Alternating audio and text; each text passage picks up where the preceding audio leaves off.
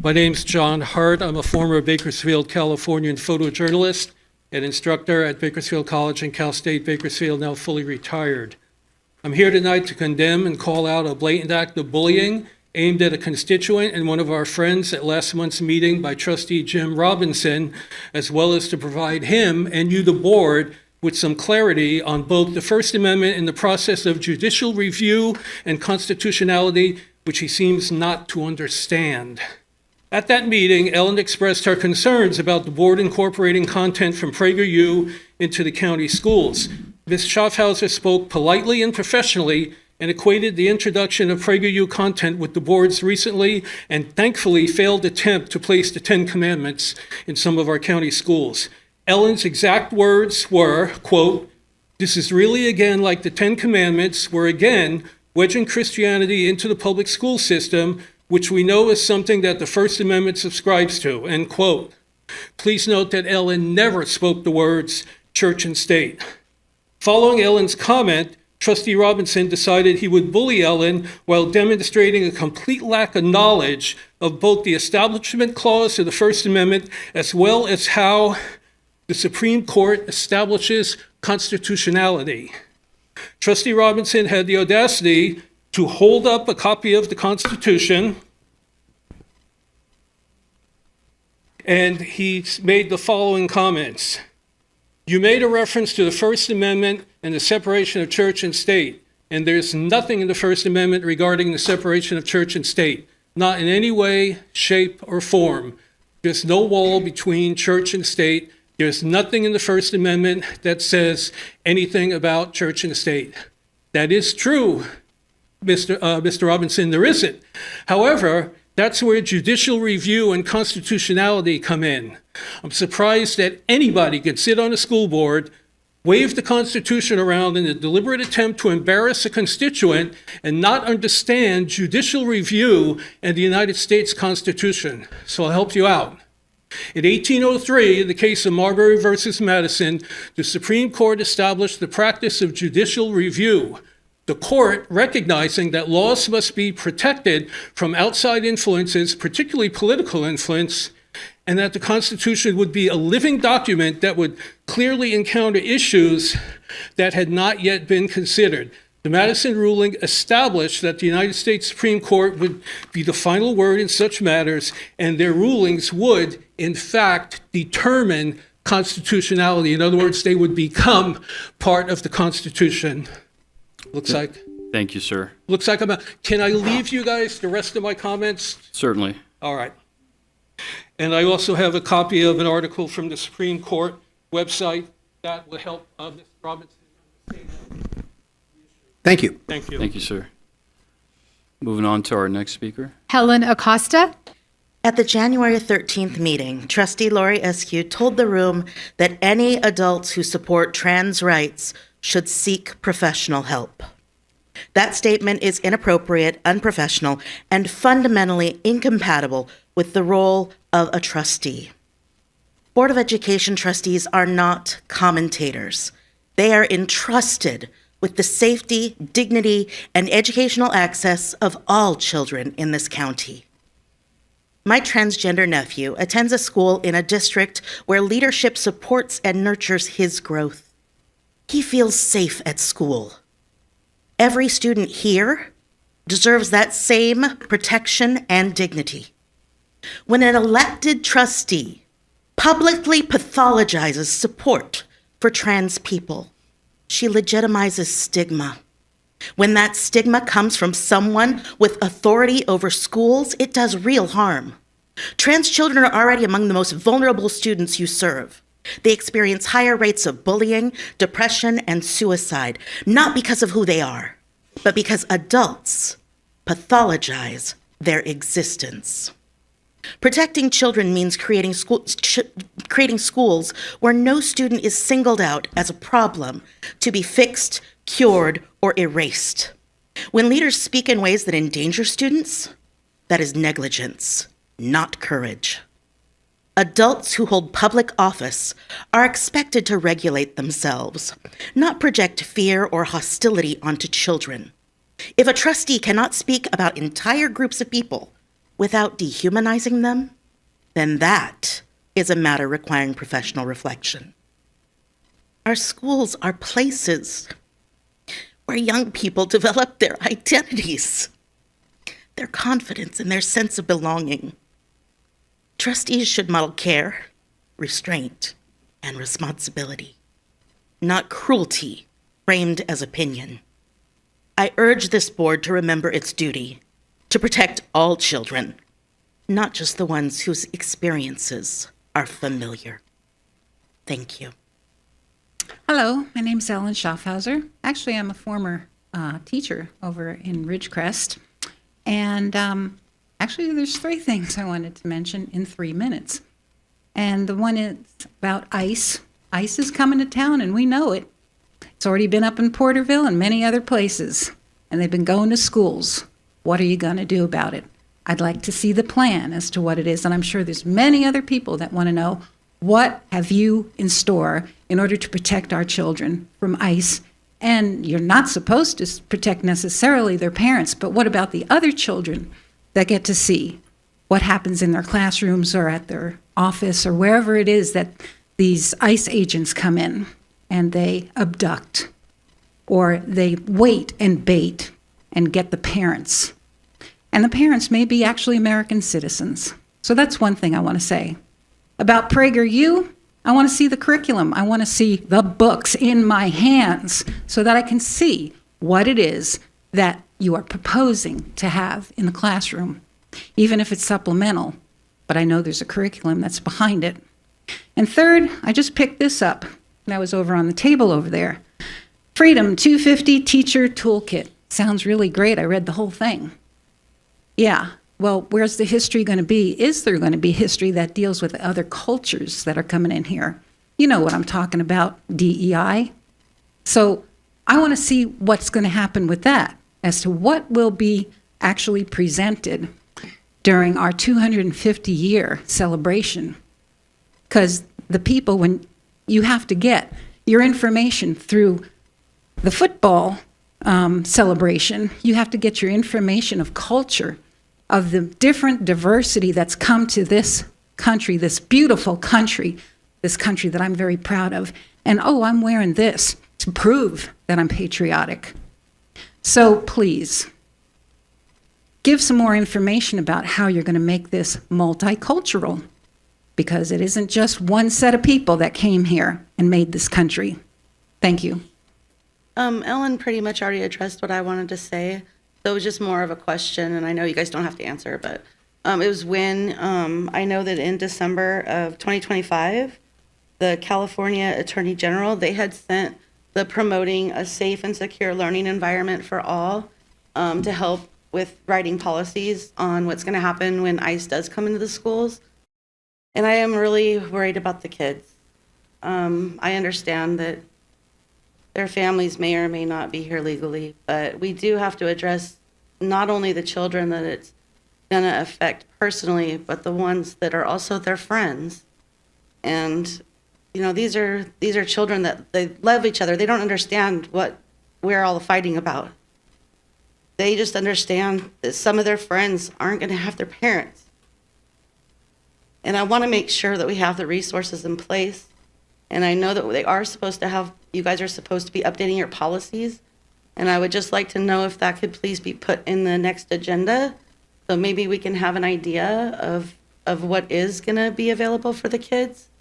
You know, as far as mental health or whatever, how we're going to keep them safe. Are we going to keep ICE out of the schools to try to keep them out? I mean, what the plan is.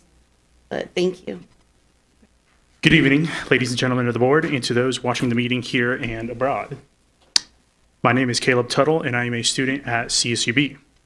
As I work towards becoming a high school history teacher, I come across challenges and questions concerning how I will handle the minutiae of teaching students, how I will help my future students learn in a safe and positive environment.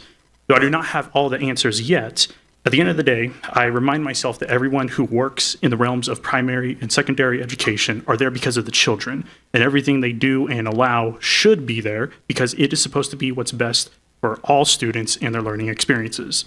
With this in mind, I cannot, in good conscience, support the implementation or integration of PragerU in any of the educational material or events here with schools in Kern County. I've heard that one of the things being pushed is the book fair in a box, and while it does sound good on paper, I think that instead, and you can correct me if this is the wrong group to address, but I believe that instead we need to push more promotion and funding for local book events. For example, here in Kern County, we do have the Bookmobile supported by the Kern County Library. I believe that's been going on since I was a little kid. And I think that's something that we should probably put more time and effort into than allowing a non-accredited group like PragerU to be involved with, like I said, the educational material or events with schools in here. And again, you may correct me on this if I am wrong, but I believe if this were passed, this would only be affecting as well the KCSOS alternative schools. And I don't think, again, I haven't even started subbing or anything. I don't have any real teaching experience yet, but I don't think that's the right approach for these alternative schools, which last time I checked is home to a lot of at-risk kids for expulsion and kids who are sometimes labeled juvenile delinquents. I apologize if the tone coming from my mouth seems impudent, but if I sound frustrated, it's because I care greatly about the county that I was born and raised in, and I care about an environment that I may work in within the next few years. I just care a lot about this county, and I don't think we need to work with a group like PragerU to move forward. Thank you for your time. Have a good night. Thank you. Approval of the resolution celebrating America's 250th anniversary and inspiring RISE students through civic education. You guys should have a copy of that resolution in your packet. Also on your tables, there is a sheet that's labeled Freedom 250 Teacher Toolkit. These are items that will be shared with the RISE staff so that they can look at and see if there's anything that they would like to include in the celebrations of the 250th anniversary of our nation. A lot of the history teachers will be obviously incorporating it into their curriculum and talking about it as we celebrate the 250th anniversary of America. So this toolkit will be given as an optional list for staff to look at. We will be working with the RISE program to do some things in the month of May because most of the students will be gone in June. Those students who are here in July will also get another round of celebration as we celebrate July 4th. So just wanted to update you on that. I love it. I'd like to read the resolution. Well, let's entertain a motion. Is there a motion to approve the resolution? I make a motion to approve this resolution. We have a motion. Is there a second? Second. Motion second. Any discussion? All those in favor? Aye. Aye. Aye. Any opposed? Any abstentions? Motion passes. Lori, would you like to go ahead and read the resolution? Yes, please. Thank you. Resolution of the Kern County Board of Education celebrating America's 250th anniversary and inspiring RISE students through civic education. Whereas on July 4th, 2026, the United States of America will celebrate its 250th anniversary, the semi-quincentennial, marking the signing of the Declaration of Independence and the founding of our nation. Whereas the founders, guided by faith and conviction, pledged their lives to establish a nation dedicated to liberty, self-governance, and the unalienable rights of all, as enshrined in our founding documents.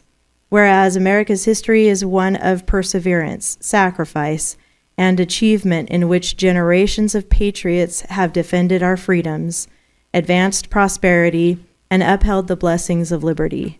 Whereas instilling respect for our flag, Constitution, and founding principles in each new generation is vital to preserving the Republic and its values. Whereas a strong Republic relies on an educated citizenry, and schools are vital in fostering the civic virtues and knowledge essential for self-governance and gratitude for our national heritage to form a more perfect union for future generations.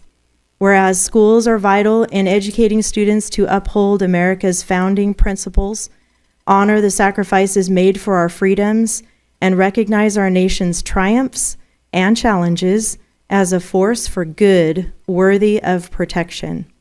And whereas the semi-quincentennial offers a historic opportunity to celebrate America's 250th anniversary, fostering patriotism, and unity through meaningful activities that honor our shared history, reflect on our nation's achievements, and recommit to its enduring founding principles.